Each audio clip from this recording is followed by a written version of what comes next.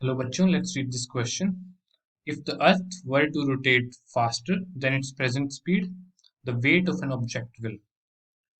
So ये बोला कि अगर अर्थ की रोटेशन की स्पीड जो है वो अगर अपने एक्सिस पे जो अर्थ रोटेट कर रही है अगर वो फास्ट हो जाए तो एक ऑब्जेक्ट है अर्थ पे उसका वेट क्या होगा, बढ़ेगा कम होगा, तो वो देखते हैं हम। तो सबसे पहले हम देखते हैं कि इस क्वेश्चन में की कॉन्सेप्ट क्या है। की कॉन्सेप्ट की कॉन्सेप्ट है यहाँ पे सेंट्रीफ्यूगल सेंट्रीफ्यूगल फोर्स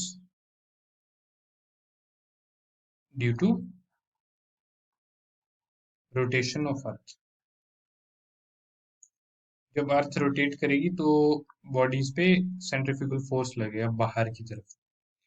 तो हमें पता है कि वेट क्या होता है बॉडी का। Weight is equal to M G.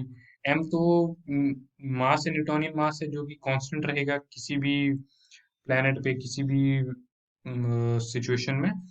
जी की वैल्यू चेंज हो सकती है रोटेशन में। तो जी की वैल्यू वेरी कैसे करेगी अर्थ की रोटेशन के साथ। M ji dash is equal to weight ही वेरी करेगा। अगर जी वेरी करेगा तो वेट भी वेरी करेगा। तो नया जी की वैल्यू जी डैश मान लीजिए, जब रोटेशन अर्थ फास्ट मूव करेगी तो वो होगा एम जी minus centrifugal force. Centrifugal force. अब देखिए एम जी वेट है, वेट भी एक टाइप से फोर्स है। M G dash, m g भी वेट, ये एम जी डैश वेट तब है जब अर्थ फास्ट मूव कर रही है। एम जी जब अर्थ नॉर्मल मूव कर रही है, प्रेजेंट स्पीड से मूव कर रही है। जब फास्ट मूव करेगी अर्थ तो हर बॉडी को बाहर की तरफ को धक्का लगेगा, फोर्स लगेगी। तो उसकी वजह से उसका वेट कम हो जाएगा। वेट क्या होता है, अर्थ के सेंटर की तरफ को फोर्स। तो वो कैसे कम होगी, माइनस सेंट्रीफ्यूगल फोर्स, इस क्वांटिटी की वजह से वो कम होगी। ठीक है। अब ये जो सेंट्रीफ्यूगल सेंट्रीफ्यूगल फोर्स है, इसकी एक्सेलरेशन क्या होती है। एक्सेलरेशन सेंट्रीफ्यूगल, इसकी वैल्यू होती है r omega square cos square theta. R radius of earth है, ओमेगा अर्थ की एंगुलर वेलोसिटी है, और थीटा एंगल विद इक्वेटर है बॉडी का, जहां पे बॉडी प्रेजेंट है अर्थ पे। इसको मैं पिक्टोरियली समझाने की कोशिश करता हूँ। दिस इज आर अर्थ, ये अर्थ का मान लीजिए सेंटर है, और ये अर्थ का रेडियस आर है।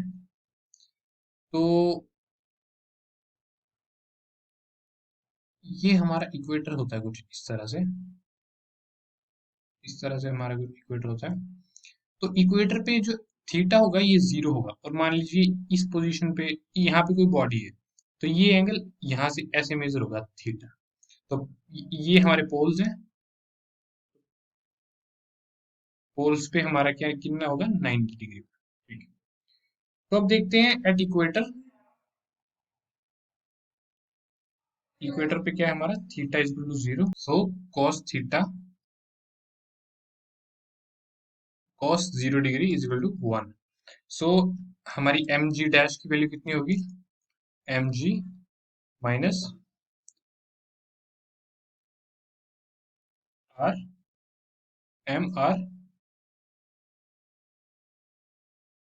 ओमेगा स्क्वायर कोस 0 डिग्री 1 है। तो ये हमारी मैक्सिमम वैल्यू है एम आर ओमेगा स्क्वायर की एट इक्वेटर। तो हमारा वेट सबसे ज्यादा कम होगा इक्वेटर पे। अब देखते हैं एट पोल्स। पोल्स पे थीटा है हमारा 90 degree. So cos 90 degree is equal to zero. So हमारा M ji dash is equal to M G minus R omega square cos square 90 degree zero, तो ये पूरी टर्म जीरो हो जाएगी, zero. So M ji dash is equal to M G. तो poles पे wait हमारा same रहेगा। तो हम अपने ऑप्शंस देखते हैं। ऑप्शन ए है increase at equator but remain unchange at poles. ये गलत है, क्योंकि हमारा इक्वेटर पे तो वेट कम हो गया है हमारा, इस इक्वेशन से देख सकते हैं। अब देखिए ऑप्शन बी है decrease at the equator but remains unchange at the poles. ये सही है। पोल्स पे तो कुछ चेंज पड़ा नहीं है, M G dash is equal to M G, and equator पे M ji dash is equal to M G minus M are omega square. So B is the correct answer. So our final answer is B, that is decrease at the equator but remain unchanged at the poles. Hope you understand it well. Best of luck.